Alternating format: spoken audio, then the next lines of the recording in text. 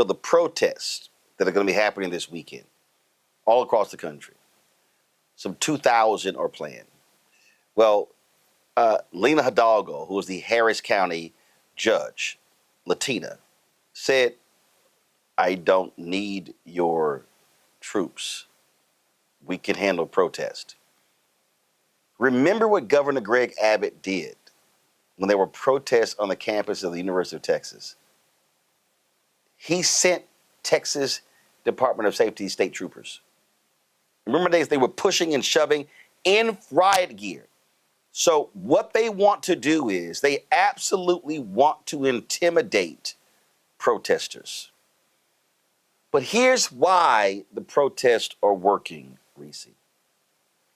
Governor Gavin Newsom talked about this here, where they were raiding all of those fields in California, chasing folks out. They arrested this one man and one woman, stranding their child. Child has no other family in the country. What did Trump do today in the Oval Office? Pull back on the raiding of the fields. You know why? Ain't no workers. Uh-oh, who's going to pick crops?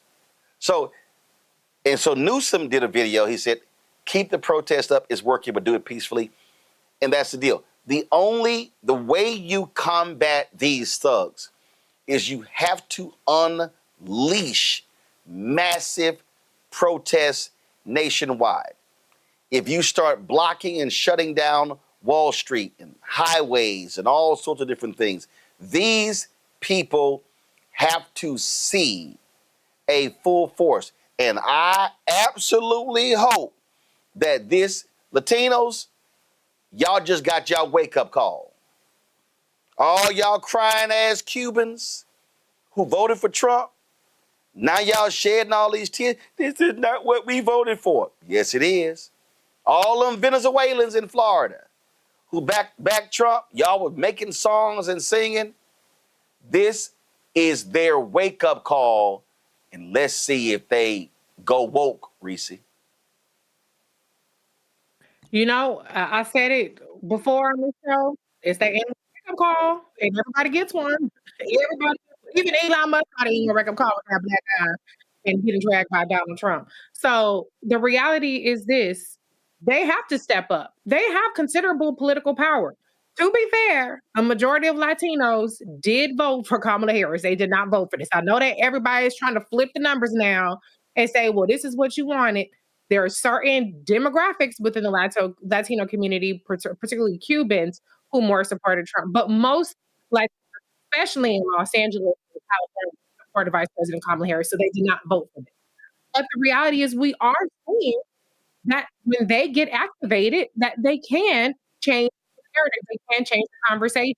I'm a Cali girl. I grew up in Cali, so I saw how they organized many a times in California when that community was under assault. And so I want everybody to the fight because it is going to take a mass movement. This cannot wait until 2026 when the next elections happen, if we have them. This is always going to be resolved through some sort of civil disobedience, through some sort of mass movement. And I applaud everybody who's out there who is putting their selves on the line, who is helping organize, whether it's behind the scenes or in front of the scenes, because we have to send the message that we are not going to go down without a fight. And if we can do that peacefully, even better, because the reality is the wrong people got the most guns in this country. Okay, because the last I checked, we ain't got too many black militias, Latino militias and shit. All that's on the Republican MAGA crazy ass side of those places. And so, yeah, as long as we can, try to put some fear in them through nonviolent protests.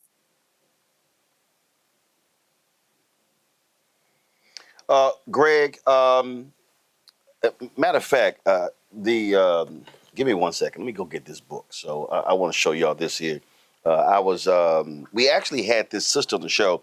So when I spoke today at the 32nd annual Juneteenth celebration, a sister came up to me and she said, hey, you know this professor, and she wanted me to give you this book. This is perfect. Let me just show y'all this here. Just hold on. Her name is Gloria Brown Marshall. She has a new book out. We're going to be doing an interview with her. Trust me, y'all, none of this was planned. I'm going to be doing an interview with her. And so a young lady came up to me today and handed me this book, and it's perfect timing. The book is called A Protest History of the United States. And she lays out, it says here, protest is primal and multifaceted. In A Protest History of the United States, Gloria J. Brown Marshall shines a bright light on this nation's past and present, revealing protest's crucial role. There's a reason, Greg, it was called the First Amendment. That's a reason the right to assembly, the freedom of expression. There is a reason it is in the First Amendment. And these right-wingers, they adore the second, but they can't stand the first, except when they want to protest or when they want to lead an insurrection on January 6th. Absolutely. Did she sign it, Roland? No. So Gloria wasn't there. So she gave it to a young lady. She came up to me after my speech. She said, "Hey, she wanted you to have this. She's been on your show before."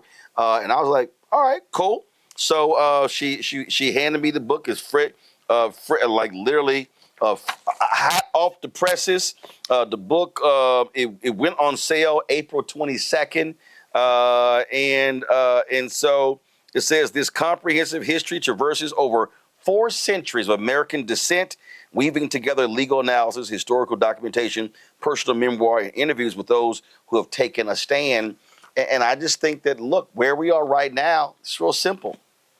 This is how we fight back against these fascists and these thugs of Donald Trump, Stephen Miller, Tom Homan, and others.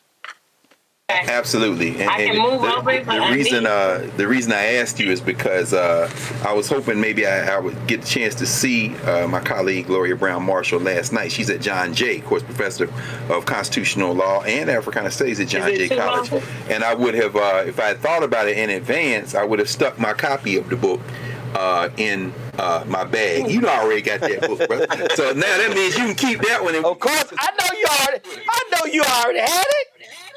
But anyway, yeah, this not Jane Elliott pulling a trade book out of her bag as if that's a book that I would have had immediately. I did eventually get that book, but this is a different kind of book. And to your point, particularly the chapter where she writes What to the Slaves the 4th of July, dealing with Frederick Douglass. First of all, we've been here before, as we know, and not exactly this way. But if Fred Douglass and Ida Wells, if Harriet Tubman and Mariah Stewart and David Walker could face down the situations they face down, certainly we can do no less here. But you're raising, Roland, I think, again, spot on as always here in this space, that we have to fight. While we've been on the air, Stephen Breyer's younger brother, Charles Breyer, has been in district court in San Francisco giving holy hell to the government's lawyers around this question of whether or not Trump can deploy a federalized take over the National Guard. They haven't even gotten to the issue of whether you can send active duty military in, and you heard the general talk about posse comitatus. You can't do it. It's not going to last. But when Judge Breyer, as we've been on the air, said during the arguments, you know, I'm tracking and it's coming through, and I know you're tracking it as well. He said, that's not where we live. We live in response to a monarch. This country was founded in response to the monarch. He said, the Constitution is a document of limitations.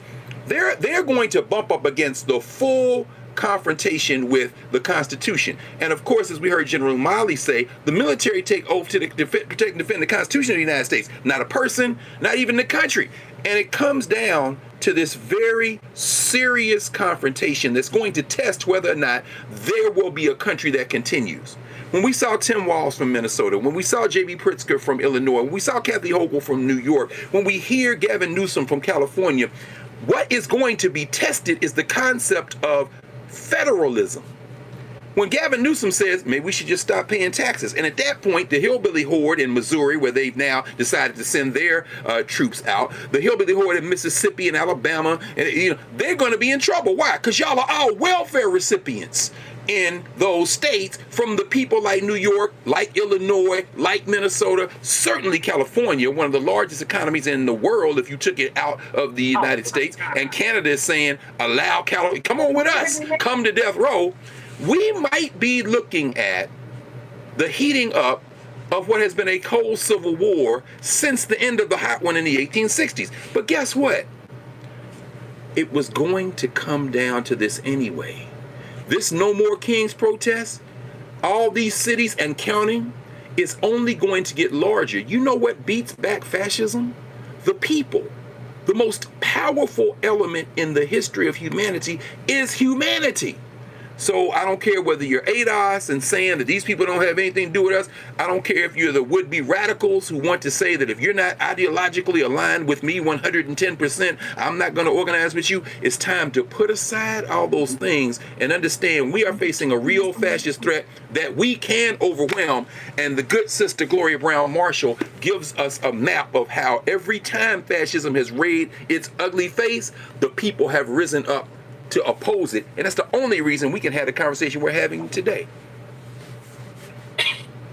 It is indeed the only reason, and what we have to understand is that we can never ever forget our history. 62 years ago on this day, Medgar Evers, the leader of the NAACP in Mississippi, was assassinated in his driveway, his wife, Myrlie Evers, having to witness him dying in her arms, his children having to witness that. And here we are, 62 years later, having to witness these Trump idiots try to strip his name from a Navy vessel. Pete Hegseth had announced they were removing the names of there were 8 vessels named after activists. Among them, Cesar Chavez, Harvey Milk, Ruth Bader Ginsburg, Harriet Tubman. And Hegseth wants to rebrand these against wokeness and diversity. Now, let's be real clear. Let's be real clear. This is the same man who served in the Army, Medgar Evers. But this is the second time they've done that. Now, remember, they removed his name from the website at their Arlington National Cemetery, which featured a section on African Americans who fought in wars. Now, they had to restore that because they got attacked. This is what Rena Evers Everett said. Renaming the USNS Medgar Evers is not only malicious, it is despicable. As my mother said, this is an injustice to a man who fought for his country both at home and abroad. Again, what they're angry about, they don't want this story of these freedom fighters to be told.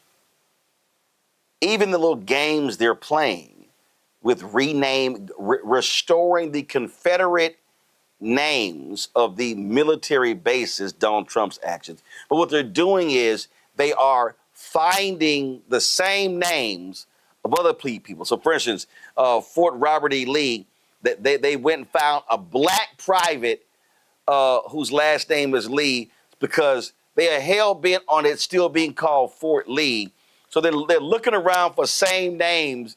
They're culling through military records and trying to do that. Hello, I'm Isaac Hayes III, founder and CEO of Fanbase. Listen to what I'm about to tell you.